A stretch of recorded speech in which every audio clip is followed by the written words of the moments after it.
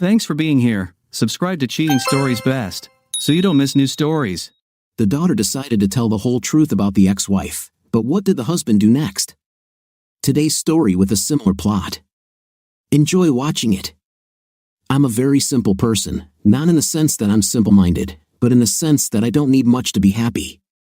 You don't need a huge house or a new car every 2 years. I just need a place to call home, good food, a little alcohol every now and then, and a woman to share my life with, preferably. I just want to be comfortable and relaxed with my significant other. My ideal day is a few hours of fishing, working on an old sports car or pickup truck, an evening barbecue with a beer or two, a nice dinner, and then a quiet evening with a glass of bourbon with my wife and a good book. Just very simple. I must admit right away that I am not a movie star, athlete, or model. I'm actually quite average. I'm 5 feet 8 inches, with brown hair, brown eyes, and in pretty decent shape. I am now 51 years old. I'm not too rich.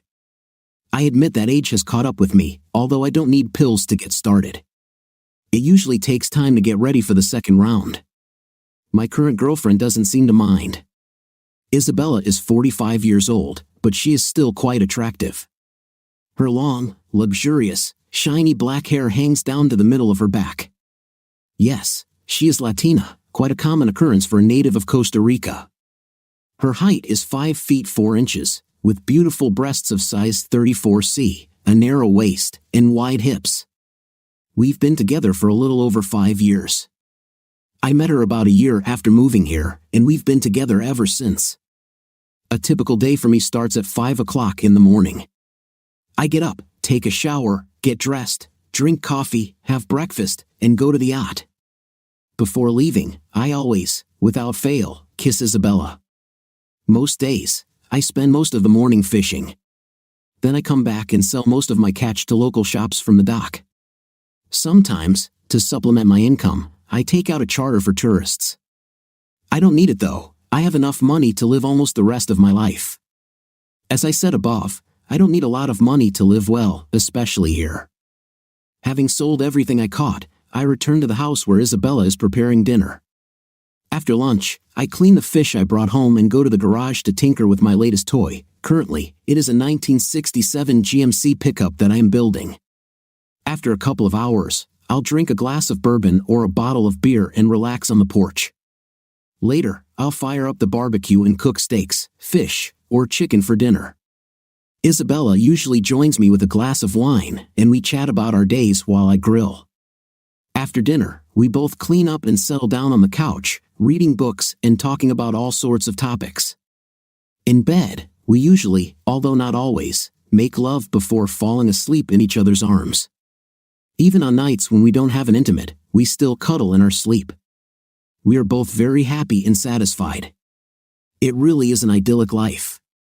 Sometimes we visit the local bar for dinner, drinks, and a little dancing. Sometimes we invite friends over for the evening so we're not hermits. The town on the coast is quite small, and I am well known and liked. I could see myself living here for the rest of my life, until I saw her in the bar that night. Isabella and I were enjoying a pleasant evening at a local bar with a couple of friends when she walked in with a group of 5 people. They were divided equally between boys and girls of college age. They were probably home for spring break from school. There was no way I could miss her. 5 feet 6 inches tall, long wavy red hair, emerald green eyes, athletic figure with beautiful breasts, and an angelic face. She was the spitting image of my wife at her age and had clearly grown since I last saw her 6 years ago.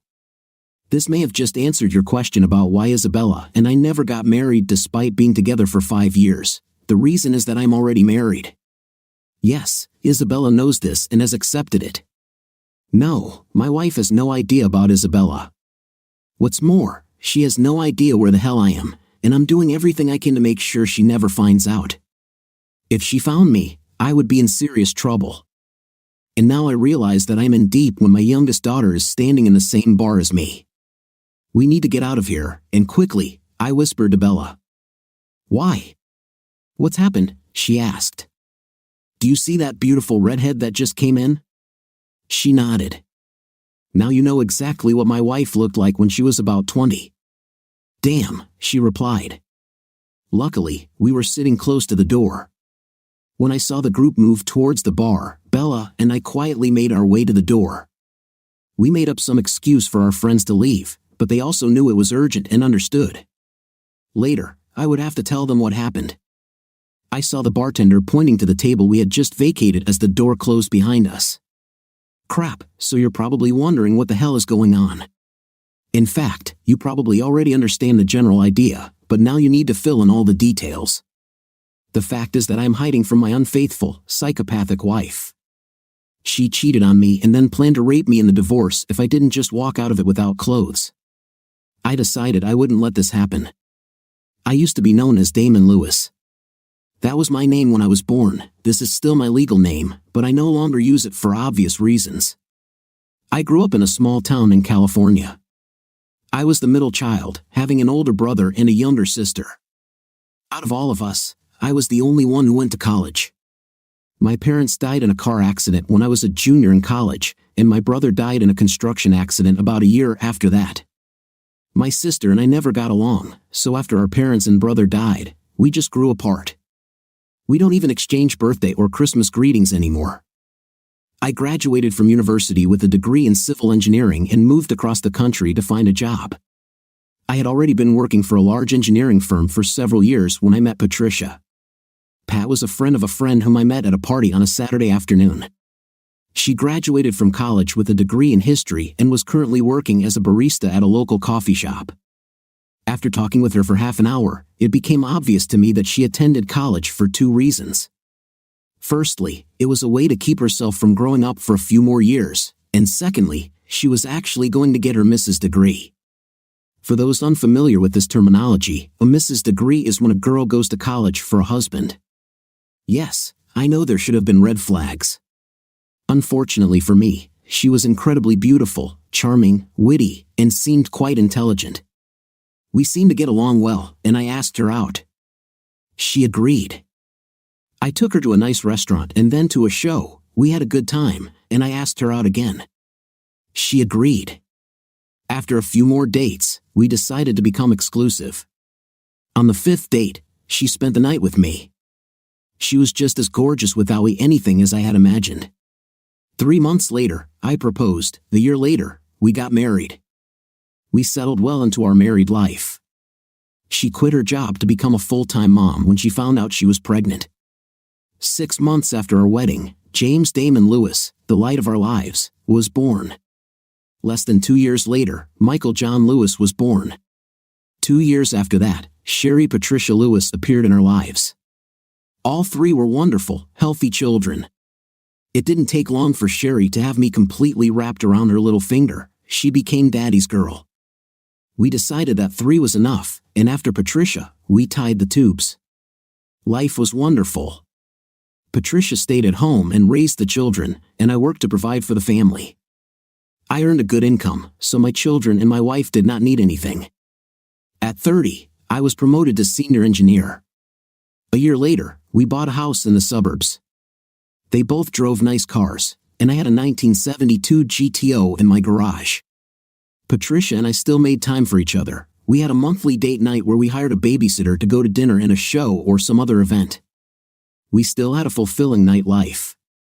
Of course, over time, it became a little less frequent, but we both worked hard at improving the situation. We always had an intimate at least 3 nights a week, and also every night I was at home. I wasn't one of those guys who traveled for work. As the children grew older, Patricia began participating in their extracurricular activities. She became a soccer mom, an American soccer mom, and of course, a dance mom. I never saw the slightest hint from her that she was unhappy.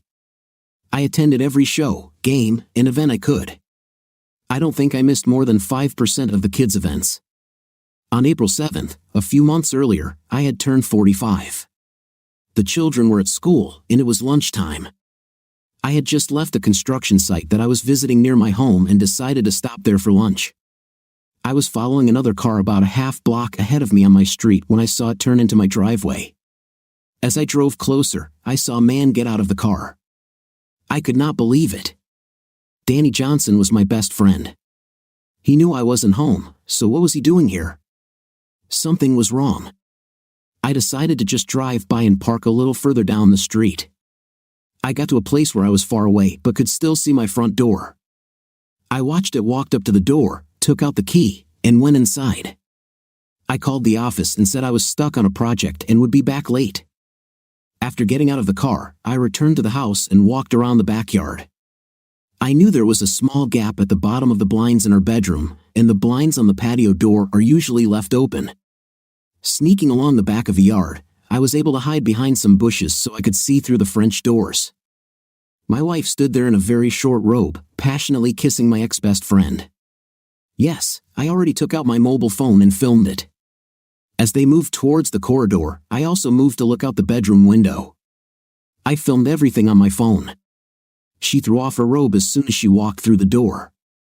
I had to stop recording after she pulled his pants down. Soon after that, I left. I just couldn't watch it anymore. Returning to the office, I was in a daze. I really didn't know that she would cheat on me. I needed more information. After a couple of hours, my engineering brain turned on. Engineers solve problems. This is what we do. I can deal with this. I just needed a little more time. So, I called Patricia and told her I'd be home a couple of hours later. This was not unusual for me, although it didn't happen often. There were times when I needed to stay late, so she had no reason to be suspicious. I went online and found what I needed, several small Wi-Fi security cameras. Those little idiots aren't cheap, but I handle the finances, so she'll never see the bill until it's too late. I sent them to my office. I couldn't risk her seeing them when they arrived home. I then got into our finances and started making some moves with our savings and retirement accounts. It was the little things, the rest would wait. The last thing I did was start researching divorce laws. Things weren't pretty, so I needed to investigate further. Now, about the most difficult part. Over the next week or so, I needed to act as naturally as possible. I couldn't let her guess that I knew about her affairs. Somehow, I managed to get out. I said I thought I might have caught a cold that seemed to be going around everywhere. I'm not sick enough to stay home, but close contact is best avoided. There was no intim that night, and we slept on opposite sides of the bed. A couple of days later, on Friday, I received the cameras and software. I packed them into my briefcase before heading home. I still had a cold, but it was getting better. It's better to keep your distance. The next morning, Patricia went shopping. I took this opportunity to hide a couple of cameras in the bedroom. I was also able to hide a couple more in the living room and kitchen while the kids were out. I hid the recording device in the attic. Patricia had never been up there, so it was safe. I have to admit that we had an intimate that night. She is still a very nicely woman, and the night has always been very good. On Sunday, I walked with the children, just doing fatherly things. For dinner, I cooked steaks on the barbecue, watched a movie, and went to bed. On Monday, I was stuck at work. Thoughts were constantly spinning in my head about what I would later see on the cameras. I couldn't concentrate on work. The day ended, and I finally went home. Patricia noticed something was wrong, but I said that I had a personnel issue at work that I was solving. I made myself a bourbon on the rocks and went upstairs to shower and change. Patricia was busy in the kitchen, so I was able to sneak upstairs and download the video to a flash drive. After dinner, I told Patricia that I needed to stop by my home office to check on our finances and investments. After closing the door and turning on the laptop, I inserted the flash drive and started watching the video. It didn't take long to fast forward to the moment Danny walked in. There were shots of them kissing again in the living room, having an intimate on our bed, going to the bathroom together, and an hour later, coming out freshly washed. Then, they got dressed, another passionate kiss at the door, and he left. I'll need to look into this in more detail at work tomorrow. When we went to bed, Patricia noticed that I was still gloomy.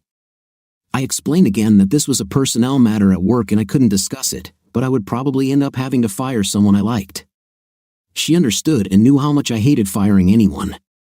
The next morning, I experienced an even greater shock. At this time, I listened to the audio part of the recording. "Where are you going to leave Damon's sorry fifth place and run away with me?" Danny asked.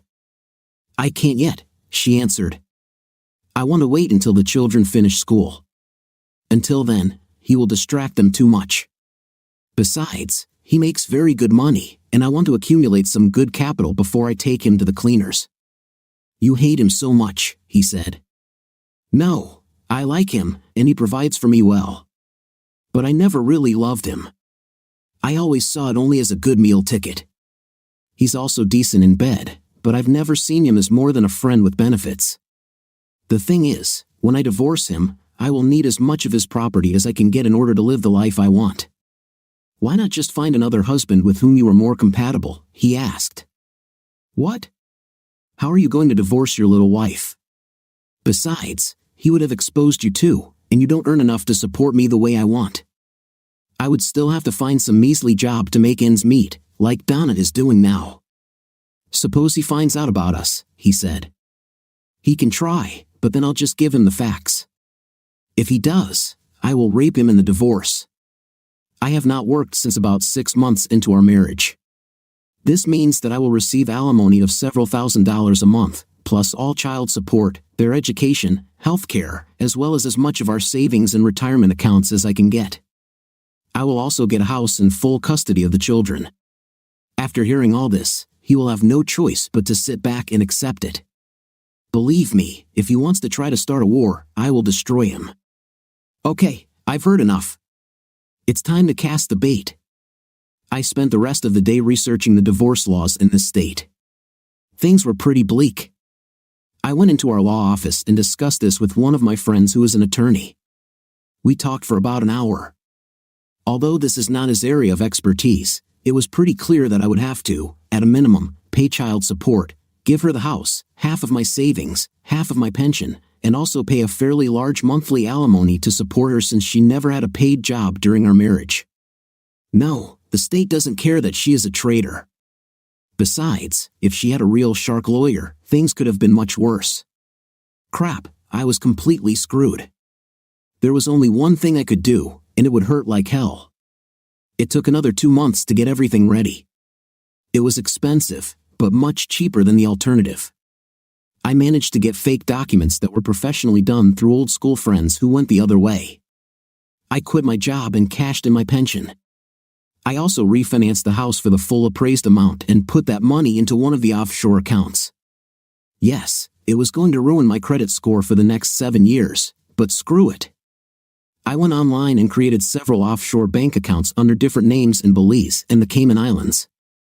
I gradually transferred money from our investments and savings to my offshore accounts, making sure that they were random amounts and well below the reporting level. There were only a couple of things left to do. During those 2 months, I started going to the ATM every couple of days and withdrawing a couple of $100s in cash. Then, I would go to another bank and deposit this money into another account registered only in my name, and then electronically transfer it to one of my offshore accounts. Thus, all our accounts were successfully emptied down to a couple of thousand. I ended up selling my GTO for $20,000, and the money immediately went into offshore accounts. Patricia went to the gym early in the morning to train. She did this about 3 times a week. I said I was taking the day off to make up for the extra time I spent working. I was just going to sit and relax, since work is quite stressful. As soon as she left, I went to the office and sat down at my laptop. All the videos and other information I collected were already placed on 4 flash drives and then connected to the cloud. I had already set up a mass email with a link and access information before sending the letter. I completed the final transfer of funds from all of our checking, savings, and investment accounts to the new offshore accounts I created, then closed all accounts and changed the mailing address to a P.O. box, which I asked a friend to check and destroy all mail for the next 2 months. I left the current account address the same. She knew about it, and asking the bank would probably give her a new address, and I couldn't have her sitting by and watching. In addition, the account statement will only show the most recent transfer to the fictitious account for an amount less than $1,000. At worst, it will be petty theft. Once that was done, I sent a letter to all of our friends and her family. Then, I reformatted the computer and inserted another flash drive with a very nasty virus that completely destroyed it. All statements and papers for all our accounts were taken out to be burned in the grill, leaving no paper trail to locate the accounts. It's difficult to find an account that you don't even know about and where it might be. By the time anyone could figure out what happened, I had already transferred the money several more times and erased all traces. The last thing I did was get into the car with my briefcase and one suitcase and drive to the airport. I made 3 stops along the way, one at each of my children's schools, where I brought a flash drive to the office to be given to my children, and another stop at Danny's house, where I gave the last flash drive to his very embarrassed wife. I parked the car, left the keys in it, and went to the terminal. 6 different flights, 3 rental car trips to other airports, 4 countries over a week's time, and I landed in Costa Rica to start a new life with a new identity. Oh, and before you think I'm a complete nerd, I should mention that I have set up a trust fund for my children that will pay for all of their education, as well as ensure that each of them receives enough money to take care of what he needs. A friend from work agreed to be a trustee of this fund. He had to see that they got everything they needed, but not a penny could be used by my wife. Meals and rent were included for the children so she would have decent housing and food, but no frills. Of course, the bank would foreclose on the house, so she would have to find a place to rent. Because of everything I did and the investments I made, within 6 years I had over $5 million in the bank and in papers. Sherry's spring break during junior year of college, I studied engineering like my dad. I haven't seen him since he left home 6 years ago. My God, the mess he left was terrible. I understand why he did this. He left all 3 of us a flash drive on which we could see what Mom was doing. I couldn't believe it when I heard her tell her lover what she was going to do to Daddy. I have to admit that it was hard for a while. Mom lost her house, and we had to find a much smaller house that we could rent. Mom even had to look for a job. God, how she hated it. At least my father left us a trust to take care of us. We never lacked food or anything else we needed, but we needed to account for everything. It was very specific, nothing for Mom. If she needed clothes, she had to find money somewhere. She always had enough to eat and lived with us in a rented apartment, so she had shelter, but other than that, things were pretty bleak. Luckily, I was only there until I graduated from school. Mom and Danny often quarreled. Oh yeah, Danny's wife practically raped him during the divorce. Mom and Danny moved into a small studio apartment after I left for college, and the trust stopped paying for the house. After that, they couldn't afford rent anyway. A couple of my friends got a great deal on a small resort in Costa Rica for spring break. It was a bit out of the way from the main spring break spots, so since we weren't in the mood for the heavy partying we'd been doing the last couple of years, we decided to go there. There were 2 rooms, boys in one and girls in the other. Yes, we were 3 couples, but I didn't have a serious relationship with the guy I was with at the time. We had fun, but I think we both knew we had no future with each other. We were there for 2 days when the guys decided they wanted to try their hand at deep-sea fishing. We girls just wanted to sunbathe a little on the boat. After being pointed to a local bar where there were a few boat owners who sometimes took charters, we walked over and went inside. We had just reached the bar to ask who we could talk to about chartering a boat and were ordering drinks when I noticed an elderly couple slip out the door. I only glanced at the guy's face, but something about him seemed strange to me. I couldn't put my finger on it, but there was something about that face. Anyway, the bartender pointed to a table and started pouring us drinks. With drinks in hand, we walked over to talk to 2 couples sitting at the table in question. Josh, one of the guys in our group, inquired about chartering a boat for tomorrow, indicating that the bartender pointed them out as people who might be able to help us. Oh, he was probably talking about David, but you just missed him. He and Isabella just left, one of the men said. Damn, Josh replied. Is there any way we can contact him? We really want to sail somewhere tomorrow. Well, the old man began, probably the best thing is to be at his boat before 6 o'clock in the morning tomorrow. He usually takes her fishing around this time. Just go down to the docks and look for Sherry Patricia. What did you say his name is? I asked, completely ignoring the question. His name is David, was the answer. Oh my God, I began, excited. Senorita, are you all right? Asked one of the women. What's his name? I asked. David Knight, was the answer. Oh my God, this can't be, I whispered to myself. What happened, Sherry? Nick asked. I saw both couples' eyebrows rise when he called me by name. Name of the boat. Do you know my middle name, Patricia? I'm Sherry Patricia. Patricia is my mother's name. There's a tradition in my family that the eldest son takes his father's name as his middle name. My parents extended this tradition so that their daughter's middle name was her mother's first name. He named his boat after me. I suddenly realized. What? That flashing on the side of the boat, I cried. God bless. Let's go. We need to go right now, I told my friends, looking at the two couples. I asked, where's his pier? I need to get there before he leaves. As I said, he usually doesn't leave until 6 o'clock. No. He will go. He saw me, and he will run away again. I need to catch Daddy before he leaves me again. The silence that fell in the bar was deafening. The expression of complete shock from the two couples and all my friends would have been comical if I hadn't been on the verge of a nervous breakdown at that moment. Are you sure? Asked the elderly gentleman after my nod. He stood up and began to move towards the door. Let's go. I'll show you. The city wasn't very big, so we got there in just a few minutes. When I saw his boat, I ran along the dock and jumped on it. He wasn't there. I turned to my friends. Return to the resort. I'll see you there in the morning, I said. Sure, we have to stay to make sure you're okay. He might hurt you or something. After all, it might not even be him. No, I'm sure. I still need to do this alone. This is a personal matter. Besides, if I'm wrong, he won't get here until the morning, and you guys will still be here early. If I'm right, he'll be coming soon to hide, and having all of us here will only scare him away. Now leave. I don't want him to see you. After a few more reassurances, they left, but I knew they wouldn't get far before they hid and watched. Sure enough, just 10 minutes later, headlights approached the dock. I hid in the cabin. When two figures got out of the car and carried their things to the boat, I sent James and Mike a message to get on a conference call with me urgently.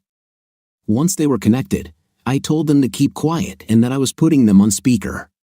Whatever they heard, they were to remain silent until I told them otherwise. After receiving their assurances, I placed the phone on the table next to me. David, crap, and doubly damn. What the hell is she doing here? Did they somehow manage to track me? Does she know I'm here, or is this one of those random coincidences that karma throws in to ruin everything? At least I saw her before she noticed me. And I don't think she even saw me when we left the bar. However, I couldn't take that risk. If they were looking for me, I still had a good chance of escaping. Assuming they weren't sure I was here, I'd changed so much that any old photograph wouldn't help anyone recognize me. Plus, I completely changed my personality, so no one here knows anything about Dan and Lewis. As we carried the food and luggage to the boat, I glanced at the name. Crap, and why did I even name my boat after her? Another reason to get out of here before she sees it. Crap, how long has she even been here? It doesn't look like she just arrived. Let's go, Bella. We need to move. I think it will take at least a week, maybe 2, and we will be able to return, I told her, putting the refrigerator on the deck. Sorry, are you David Knight? My friends and I would like to discuss the possibility of chartering your yacht for tomorrow, I heard a melodious voice from inside the darkened cabin.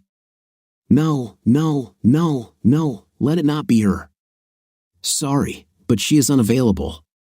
I have other work on my boat that will take up the next 2 weeks, and I need to get moving to make it on time. I can't help you, and I really need you to leave my boat now. I'm in a hurry, seriously.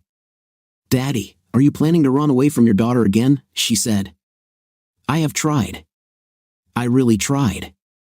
I used all my willpower to tell her that I didn't know what she was talking about. It didn't help. I just couldn't say a word. She turned on the light, and I turned to face my beautiful baby. One look at her, and I fell to my knees, sobbing. Sorry, baby. I am so sorry. I simply couldn't think of anything else. The hardest thing in the world was for me to leave you and your brothers. You were my whole world. But I just couldn't stay. I burst into tears. Dad, you left us without a word. Didn't even say goodbye. Not a word, nothing for 6 years. We didn't even know if you were alive," she cursed. "I know, baby, and I'm really, really sorry. But I just couldn't risk her finding me. I couldn't tell you goodbye because she might find out what I was doing. Believe me, baby, I hated it every day for the last 6 years. And yet you were just about to run away from me again? Yes, I didn't think you saw me. I didn't know if you were looking for me here or if it was just a coincidence.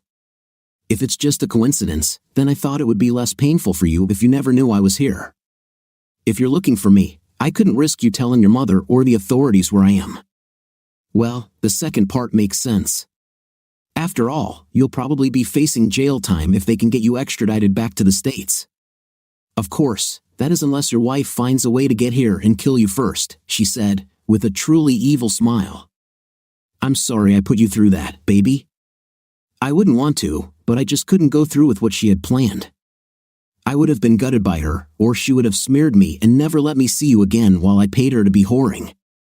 No matter what I did, if I had stayed, I would have lost all of you. I decided that since I would lose you and your brothers anyway, at least this way, I could provide you with everything you needed and retain some of my dignity. I'm very sorry about what happened. I really wish there was another way.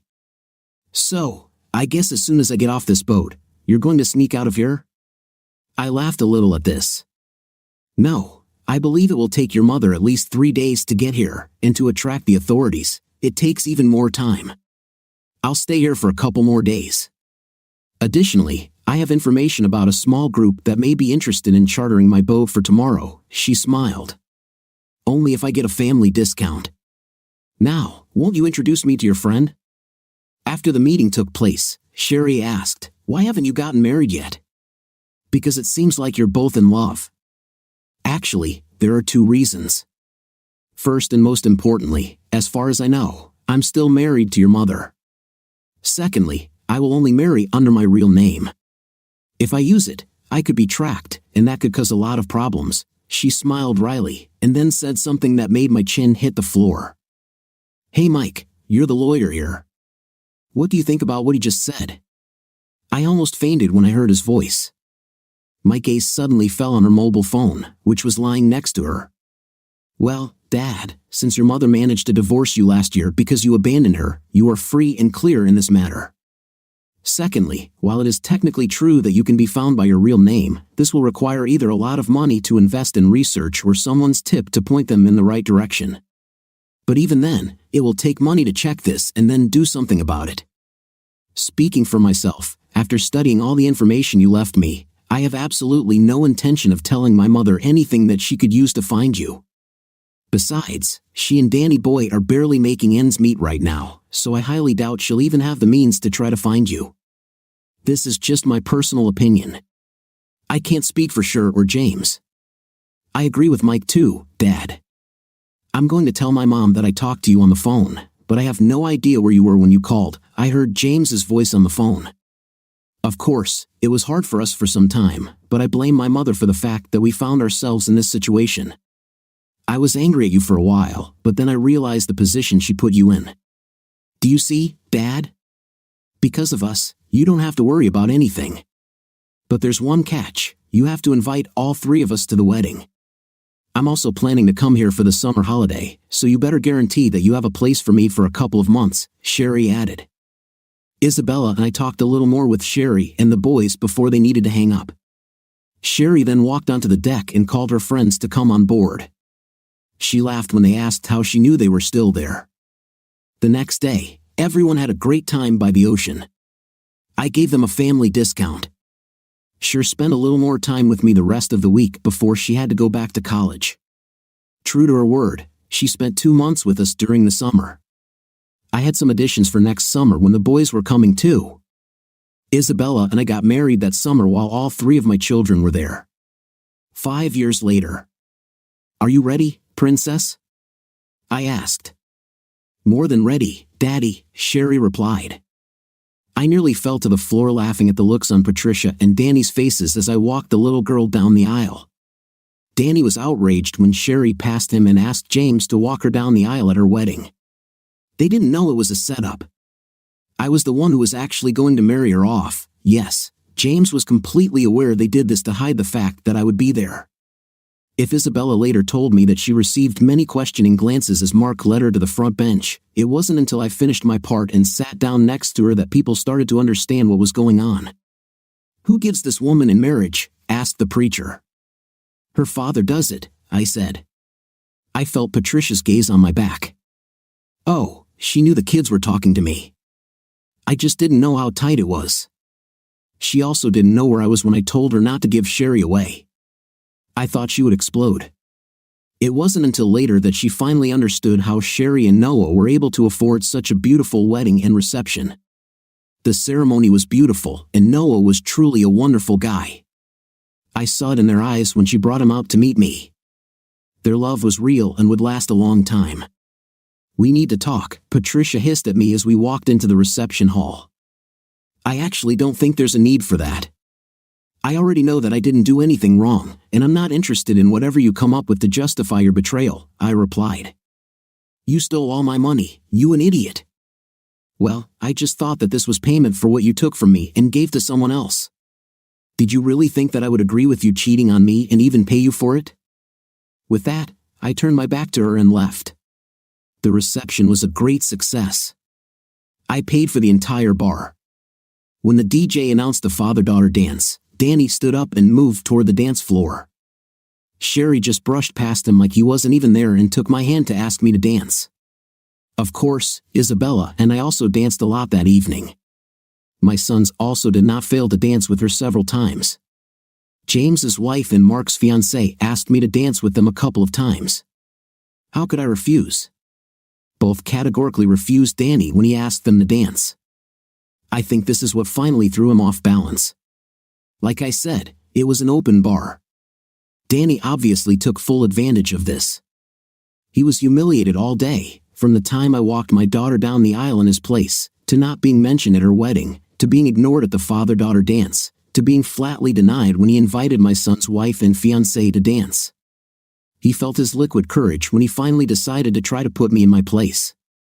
He had the courage to ask Isabella to dance. She didn't even say a word. She just stared at him for a minute as if she were examining a bug that had just landed next to her. Then she turned and continued talking to the couple next to her as if he wasn't there. I saw his face turn white and then red with rage. Several other people also stopped their conversations and watched what was happening. I was moving right behind him as he stepped back to swing at my wife. Catching his swing mid-flight, I turned him around and informed him that he had exhausted his chances here. I noticed that several phones were filming what was happening. I remained calm and told him to go home and get some sleep, and if he tried to hit my wife again, I would send him to the hospital for a week. Danny has become soft and slow over the years. On the other hand, I was lean and strong, having worked on boats and cars for years. I lived a simple life, ate healthy, and kept fit. Besides, I was practically sober and he was close to being drunk. I let him take the first 3 swings and was able to block them easily. After the first 2 misses, I warned him, 3 strikes and you're out. You're probably wondering if I was arrested for what I did. Oh, she did try. If it had been up to her, I would have spent several years in prison for what I did. Unfortunately for her, 4 little things stood in her way. First of all, she didn't have any documentation of what I did. She couldn't prove that I actually took the money because I destroyed all the statements, and she never asked how much money we had or where it was. As far as we can tell from the available records, we were barely making ends meet and living paycheck to paycheck. She didn't even know where to start looking for our investment accounts. My pension went straight into one of my offshore accounts, by the way. When she finally gave in and filed for divorce due to abandonment, she did it quickly and easily, just a direct division of assets at that time. Of course, by that time, there were no more assets. Thirdly, all 3 children agreed to testify that I lived in a dilapidated house, having no means of livelihood other than selling fish at the local market every day. Finally, all she could prove was petty theft under $500. The statute of limitations on this case has long expired. I agreed to give her a check for 60% of what was in the checking account the day I left, just to show that I was a good guy. It turned out to be $576.93. Of course, all the video footage showed Danny attacking my wife first, followed by me, and I gave him ample opportunity to get away. It was decided it was self-defense, and he was hospitalized for 2 weeks. He ended up losing the lousy job he had. Patricia eventually divorced Danny. The damage was too great, and he would never be able to repair the relationship without Knight. They had nothing to keep them together. Isabella and I stayed in Costa Rica, although we could move back to the States. We both enjoy the relaxed lifestyle and low cost of living. Several times a year, we return to the States to see our children and grandchildren. They also come to visit us regularly. We ended up buying a bigger house to accommodate them.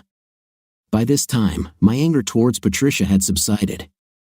Although I no longer love her and do not want her back as my wife, I decided that she had been punished enough. She ended up moving to Costa Rica and renting my old house from me. I helped her get a job as a waitress at a local bar. The money isn't much, but at least she can have a roof over her head and food in her stomach. Isabella and I go to this bar more often now than before. She keeps bringing up what she lost every time she sees us together, serving us drinks. No, we're not worried about her spitting in our drinks or our food. I made it clear to her that if this happened, she would be homeless and unemployed on the streets of a third world country. She will also lose contact with all her children and grandchildren. What do you think of our story today? It seems to me that in today's story, the wife was most to blame and the man was the opposite. What is your opinion? Write in the comments. See you in the next video.